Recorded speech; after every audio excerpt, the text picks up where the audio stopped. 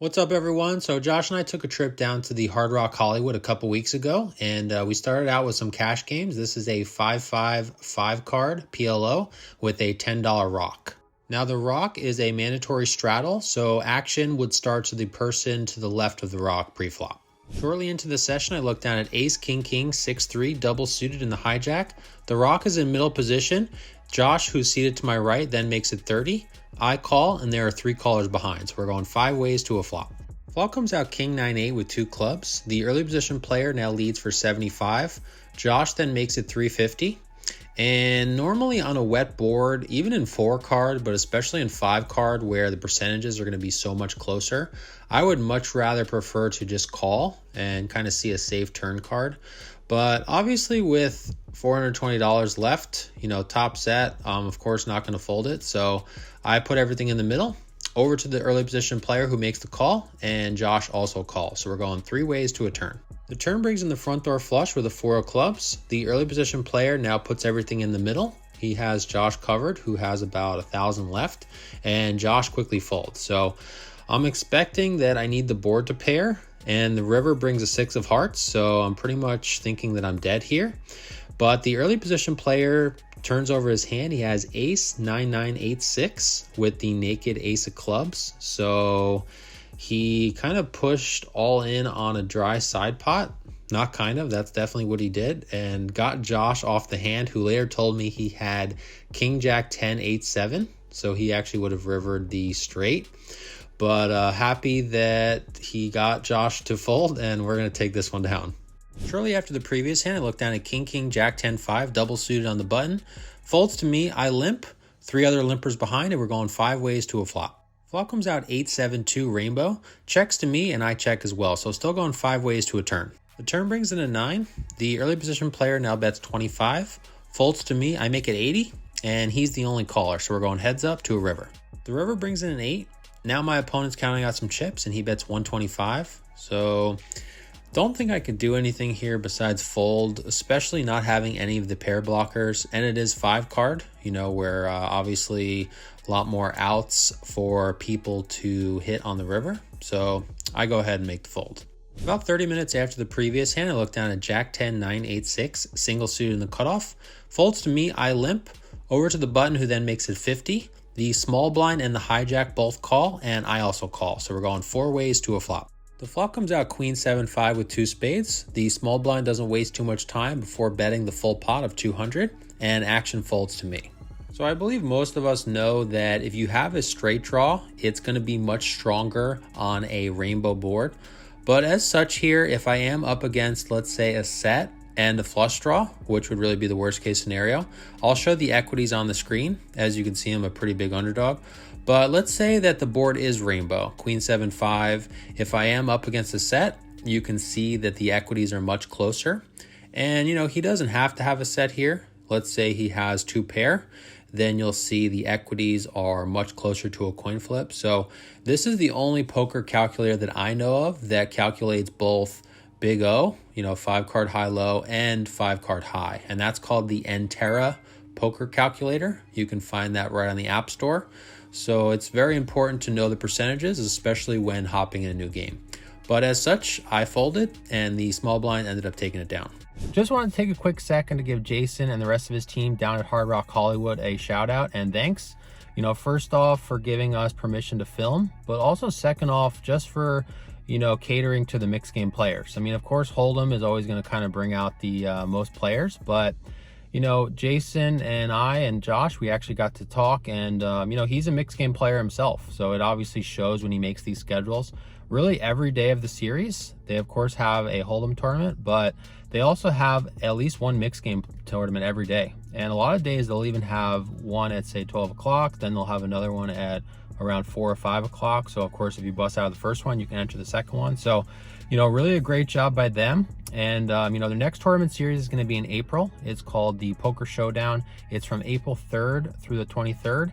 The exact schedule should be released here the next couple days. It's not 100% confirmed, but Josh and I should be there. So looking forward to getting back out there to get some more content. And stay tuned for my next video. I'm actually going to have a final table that I made in a PLO and Hold'em mixed tournament that Josh convinced me to play. So pretty excited for that. I haven't played 2-card in many years, but I will say it wasn't as awful as I would have predicted. So that should be out here in the next couple weeks as well. Josh and I were sitting at the must move table, and after a bunch of players got moved into the main game, it was really me, Josh, and a solid Euro pro named Javier. So I didn't think it was plus EV to be playing short-handed against them. So I decided to move to the 2-2 and see how the action was over there. So this game is a 2-2 with a $5 rock, 4-card PLO game. The first hand I get dealt is Ace King Jack 10 double suited in middle position. The rock is a couple seats to my right. Folds to me, I limp. There are 3 other limpers over to an early position player who makes it 70, and action folds back to me. So I noticed this player actually lost a huge hand right before I got dealt in. So when that happens, I just automatically assume that the player is going to be on tilt. I mean, obviously with Ace King Jack 10, it's a very strong hand, but I would even do this back raise with something a little bit weaker. So when it folds to me, I go ahead and repot it. Folds back to him, who calls all in for 200 total. So we're going heads up to a run out. The flop comes out Ace 9-8 rainbow. The turn brings a 7 of spades. River the 6 of diamonds. So I of course turn it over, showing the nuts. My opponent ends up turning over his hand. He has Jack 8 7 3. So my read was accurate, and we're going to take down a pretty good pot here. I go card dead for a while until I look down at 10 7 6 5 double suit in middle position. There's an early position raised to 15. 3 calls to me, I call, and there are 2 calls behind. So we're going 7 ways to a flop. Flop comes out 10 6 5 rainbow. The early position original raiser puts everything in the middle for 75 total. And while I probably have the best hand here, there's going to be many turn cards I don't want to see. So I raised to 275, just trying to isolate against the all-in player. And that's exactly what we get. So we are going heads up to run out. The turn brings a 3 of spades, bringing backdoor flush draw. River brings in the 5 of spades. And my opponent turns over the Jack 8 7 3 with the Jack 8 of spades. So the same opponent has another Jack 8 7 3, makes his flush, but we make the full house to take down a decent pot. About 20 minutes after the previous hand, I look down at Ace Queen Jack 4, double suited in the big blind. The small blind makes the call. I call, another limper behind. Middle position player now makes it 30. 4 calls to me, I call, and there's another caller behind. So we're going 7 ways to a flop. Flop comes out 8-5-2 with 2 hearts. And as opposed to checking, which is what I typically do in this situation, I decide on 60 as kind of a blocker type bet. Now, I would prefer to see a turn card for cheap, but that being said, I probably would call a raise here with a combo draw.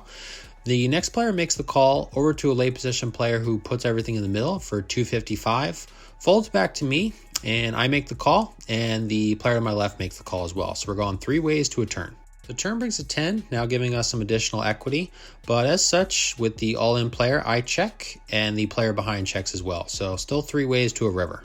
The river brings a 3, now giving us the wheel. So want to try to get some value here on the side pot. So I bet 275, and the player thinks a bit and makes the fold. So I turn it over, and the late position player mucks. So we're going to take down a pretty good pot here. Shortly after the previous hand, I looked down at King Jack 10-8, single suited on the button. We end up going 5 ways, $20 each, to a flop of Queen Jack 7 rainbow. Action checks to me, and I check as well. So still going 5 ways to a turn. Turn brings a 9. The early position player now puts everything in the middle for $100. The late position player calls over to me.